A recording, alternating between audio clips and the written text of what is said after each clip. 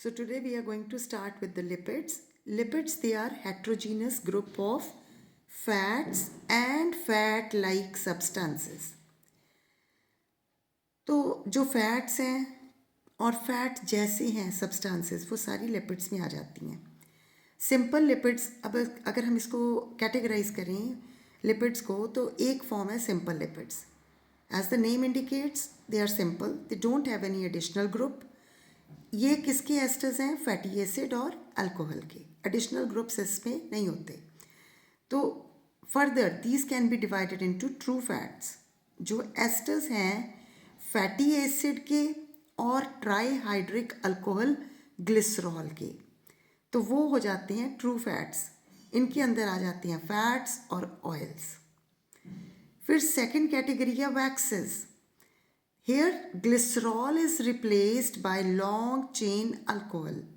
तो ग्लिसरॉल की बजाय एक लॉन्ग चेन अल्कोहल है. Then we come to cutin.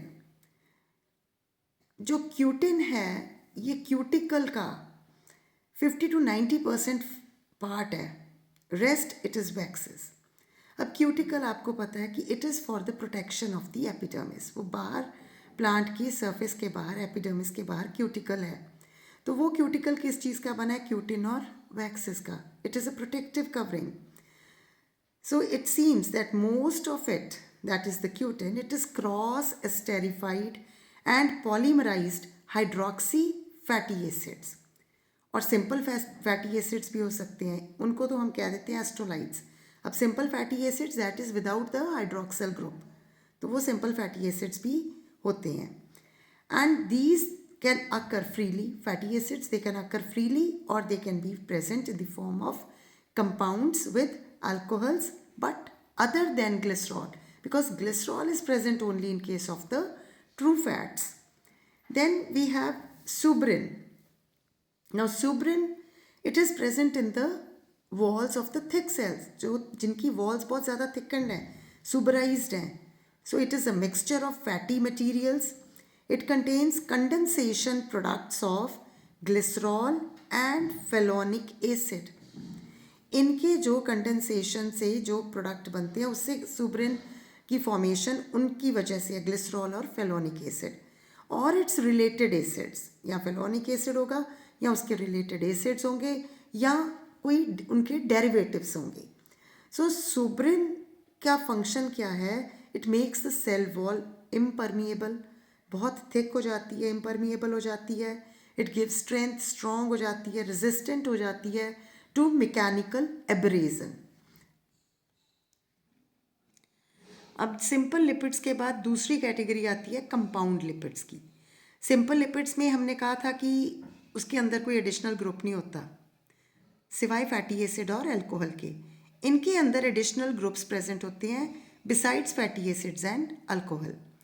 इसमें कौन सी कैटेगरीज आ जाती हैं? Examples phospholipids. ये आपने पढ़ा है जब आप सेल का स्ट्रक्चर कर रहे थे इन फर्स्ट ईयर कि phospholipids they are present.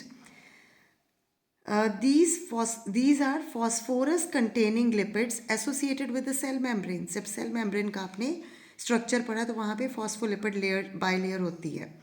They possess strong polar hydrophilic and apolar hydrophobic ends. दोनों प्रॉपर्टीज़ होती हैं. So they are amphipathic. इनके अंदर हाइड्रोफिलिक हाइड्रोफोबिक दोनों पार्ट्स होते हैं. If we see here, this is the structure of the phospholipid. अब phospholipid में यहाँ पे अल्कोहल है, यहाँ पे उसके साथ जो है एस्टेरिफिकेशन फैटी एसिड की हुई है. अगर आप ये देखो तो यहाँ पे एक जो है, अब ये फॉस्फोरस वाला कंपोनेंट आ गया, फॉस्फेट ग्रुप अटैच हो गया, तो इसकी वजह से ये फॉस्फोलिपिड बन गए.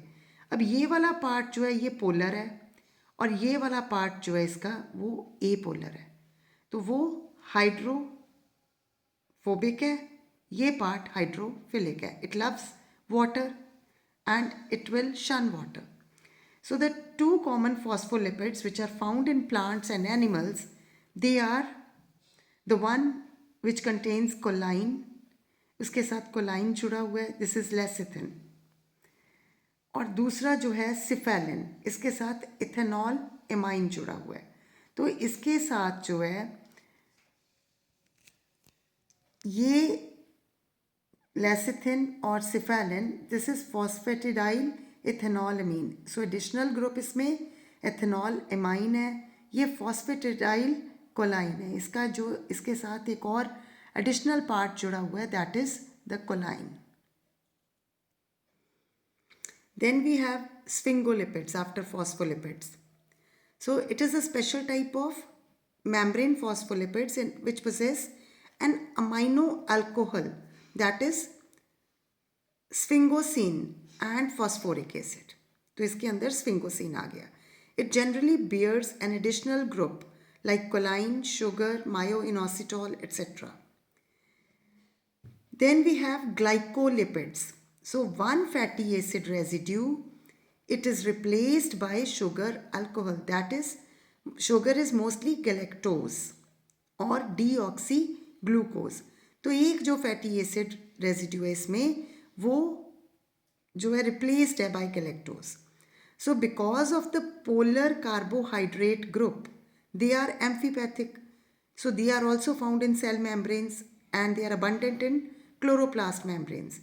क्योंकि पोलर है वो जो कार्बोहाइड्रेट ग्रुप अब जुड़ रहा है उसके साथ. So the structure you can see it is like this R1 R2 and the third one it is replaced by galactose. Then we have sulfolipids. Now what are these sulfolipids? They have an additional group of sulfur. वो sulphur जुड़ी हुई है उसके साथ, sulphur group है, तो वो सल्फोलिपिड्स हो गए. अब जो तीसरी कैटेगरी है दैट इज डिराइव्ड लिपिड्स. जैसे कि नाम से ही पता चल रहा है कि these are the derivatives, derived products हैं. They include hydrolysis products of lipids. Lipids की ब्रेकडाउन से हाइड्रोलिसिस के प्रोडक्ट्स हैं which are soluble in fat solvents. अब जब ये ब्रेक करते हैं तो they get broken into fatty acids. The fatty acids come under this category, sterols come under this category. So they are the derivatives of the derived products of the lipids. अभी हमने बात की sterols की कि sterols अब क्या होते हैं. They are special group of tetracyclic compounds which are known as steroids. They are of two types, sterols which are alcohols. क्योंकि उसका जो पीछे उसकी एंडिंग है उससे ही आपको पता चल जाना चाहिए. Sterols are alcohols, sterones they are ketones. Now sterones are mostly found in animals where they form hormones.